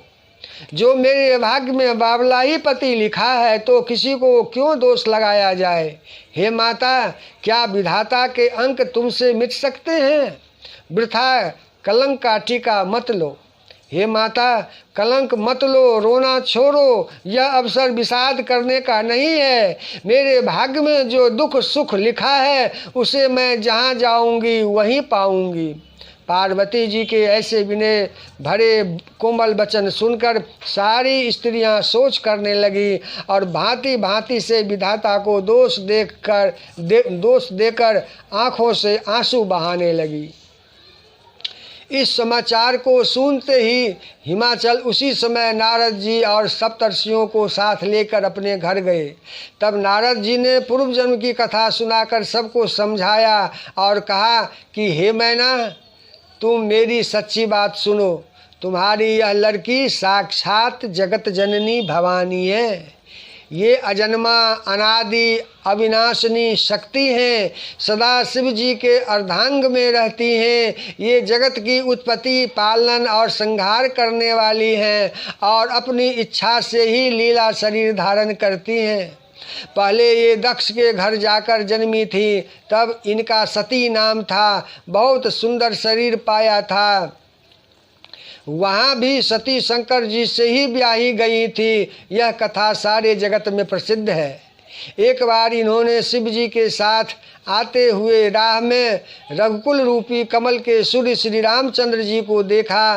तब इन्हें मोह हो गया और इन्होंने शिव जी का कहना न मानकर ब्रह्मवश सीता जी का वेश धारण कर लिया। सती जी ने जो सीता का वेश धारण किया, उसी अपराध के कारण शंकर जी ने उन्हें त्याग दिया। फिर शिव जी के वियोग में ये अपने पिता के यज्ञ में जाकर वहीं योगाग्नि में भस्म हो गई। अब इन्होंने तुम्हारे घर जन्म लेकर अपने पति के लिए कठिन तप किया है, ऐसा जानकर संदेह छोड़ दो। पार्वती जी तो सदा ही शिव जी की प्रिया अर्धांगनी है। बोलिए श्याम रामचंद्र भगवान की जय।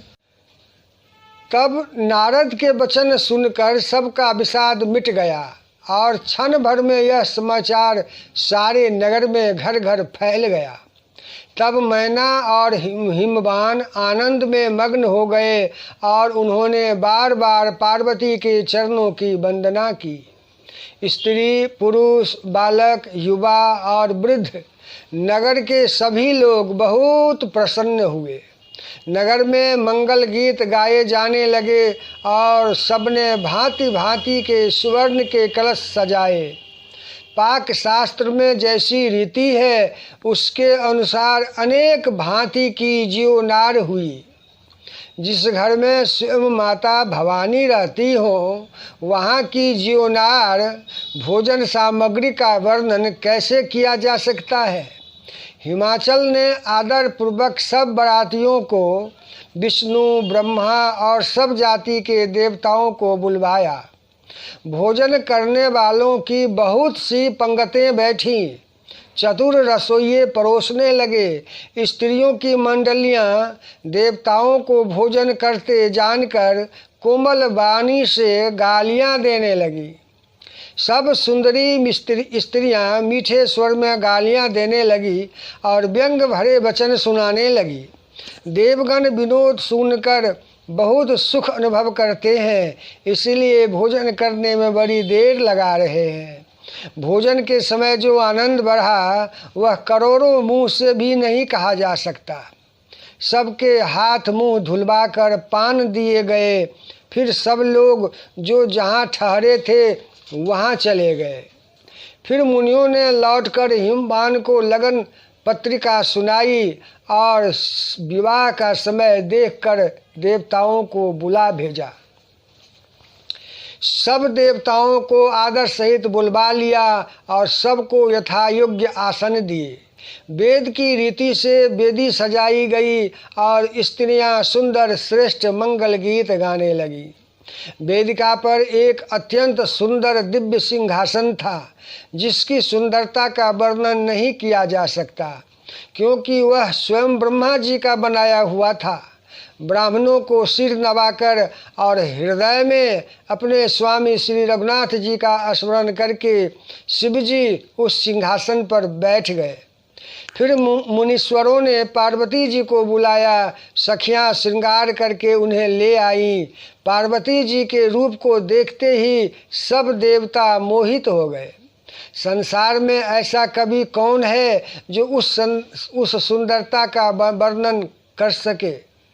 पार्वती जी को जगदम्बा और शिव जी की पत्नी समझकर देवताओं ने मन ही मन प्रणाम किया। भवानी जी सुंदरता की सीमा है। करोड़ों मुखों से भी उनकी शोभा नहीं कही जा सकती। जगजननी पार्वती जी की महान शोभा का वर्णन करोड़ों मुखों से भी नहीं करते बनता। वेद, शेष जी और सरस्वती जी तक उसे कहते हुए सकचा जाते हैं, तब मंद बुद्धि तुलसीदास किस गिनती में है। सुंदरता और शोभा की खान माता भवानी मंडप के बीच में जहाँ शिव जी थे वहाँ गईं। वे संकोच के मारे पति के चरण कमलों को देख नहीं सकती, परंतु उनका मन रूपी भौरा तो वहीं रसपान कर रहा था। मुनियों की आज्ञा से शिव जी और पार्वती जी ने गणेश जी का पूजन किया। मन में देवताओं को अनादि समझकर कोई इस बात को सुनकर शंका ना करे कि गणेश जी तो शिव पार्वती की संतान है, अभी विवाह से पूर्व ही वे कहाँ से आ गए। वेदों में विवाह की जैसी रीति कही गई है, महामुनियों ने वह सभी रीति करवाई। पर्वतराज हिमाचल ने हाथ में कुश लेकर तथा कन्या का हाथ पकड़कर उन्हें भवानी जानकर शिव को समर्पण किया। जब महेश्वर ने पार्वती का पाणी ग्रहण किया, तब इंद्रादि सब देवता हृदय में बड़े ही हर्षित हुए। श्रेष्ठ मुनिगण वेद मंत्रों का उच्चारण करने लगे और देवगण शिव जी का जय जयकार करने लगे। अनेक प्रकार के बाजे बजने लगे। आकाश से नाना प्रकार के फूलों की वर्षा हुई। शिव पार्वती का विवाह हो गया। सारे ब्रह्मांड में आनंद भर गया। दासी, दास, रथ, घोड़े, हाथी, गायें, वस्त्र और मणि आदि अनेक प्रकार की चीज़ें, अन्न तथा सोने के बर्तन गाड़ियों में लदवा कर दहेज में दिए, जिनका वर्णन नहीं हो सकता। बहुत प्रकार का दहेज देकर फिर हाथ जोड़कर हिमाचल ने कहा, हे शंकर, आप पूर्ण काम हैं, मैं आपको क्या दे सकता हूँ। इतना कहकर वे शिव जी के चरण कमल पकड़कर रह गए। तब कृपा के सागर शिव जी ने अपने ससुर का सभी प्रकार से समाधान किया। फिर प्रेम से परिपूर्ण हृदय मैना जी ने शिव जी के चरण कमल पकड़े और कहा, हे नाथ, यह उमा मुझे मेरे प्राणों के समान प्यारी है। आप इसे अपने घर की टहलनी बनाइएगा और इसके सब अपराधों को क्षमा करते रहिएगा। अब प्रसन्न होकर मुझे यही वर दीजिए। शिव जी ने बहुत तरह से अपनी सास को समझाया। तब वे शिव जी के चरणों में सिर नवाकर घर गईं। फिर माता ने पार्वती को बुला लिया और गोद में बैठाकर यह सुंदर सीख दी, हे पार्वती, तू सदा शिव जी के चरण की पूजा करना, नारियों का यही धर्म है। उनके लिए पति ही देवता है और कोई देवता नहीं है। इस प्रकार की बातें कहते कहते उनके आँखों में आंसू भर आए और उन्होंने कन्या को छाती से चिपटा लिया। फिर बोली कि विधाता ने जगत में स्त्री जाति को क्यों पैदा किया? पराधीन को सपने में भी सुख नहीं मिलता। यूँ कहती हुई माता प्रेम में अत्यंत विकल हो गई, परंतु कुछ समय जानकर उन्होंने धीरज धरा। मैना बार बार मिलती है और पार्वती के चरणों को पकड़कर गिर पड़ती है। बड़ा ही प्रेम है, कुछ वर्णन नहीं किया जाता। भवानी सब स्त्रियों से मिल भेंट कर फिर अपनी माता के हृदय से जा लिपटी। पार्वती जी माता से फिर मिलकर चली। जब किसी ने उनके योग्य आशीर्वाद दिए। पार्वती जी फिर कर माता की ओर देखती जाती थी। तब सखियां उन्हें शिव जी के पास ले गईं। महादेव जी सब याचकों को संतुष्ट कर पार्वती के साथ घर कैलाश को चले। सब देवता प्रसन्न होकर फूलों की वर्षा करने लगे और आकाश में सुंदर नगाड़े बजने लगे। तब हिमवान अत्यंत प्रेम से शिव जी को पहुँचाने के लिए साथ चले। वृषकेतु शिव जी ने बहुत तरह से उन्हें संतोष कराकर विदा किया। पर्वतराज हिमाचल तुरंत घर आए और उन्होंने सब पर्वतों और सरोवरों को बुलाया। हिमवान ने आदर दान विनय और बहुत सम्मान पूर्वक सबकी विदाई की। जब शिवजी कैलाश पर्वत पर पहुँचे तब सब देवता अपने अपने लोकों को चले गए।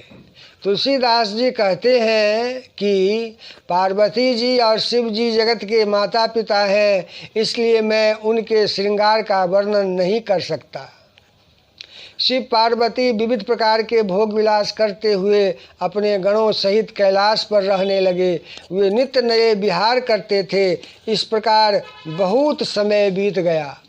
तब 6 मुख वाले पुत्र स्वामी कार्तिक का जन्म हुआ, जिन्होंने बड़े होने पर युद्ध में तारकासुर को मारा। वेद शास्त्र और पुराणों में स्वामी कार्तिक के जन्म की कथा प्रसिद्ध है और सारा जगत उसे जानता है। शरानन स्वामी कार्तिक के जन्म, कर्म, प्रताप और महान पुरुषार्थ को सारा जगत जानता है। इसलिए मैंने वृषकेतु शिव जी के पुत्र का चरित्र संक्षेप से ही कहा है। शिव पार्वती के विवाह की इस कथा को जो स्त्री पुरुष कहेंगे और गाएंगे वे कल्याण के कार्यों और विवाह आदि मंगलों में सदा सुख पाएंगे। बोलिए श्याम रामचंद्र भगवान की जय। पवन सुत हनुमान की जय। उमापति महादेव की जय। हर हर महादेव।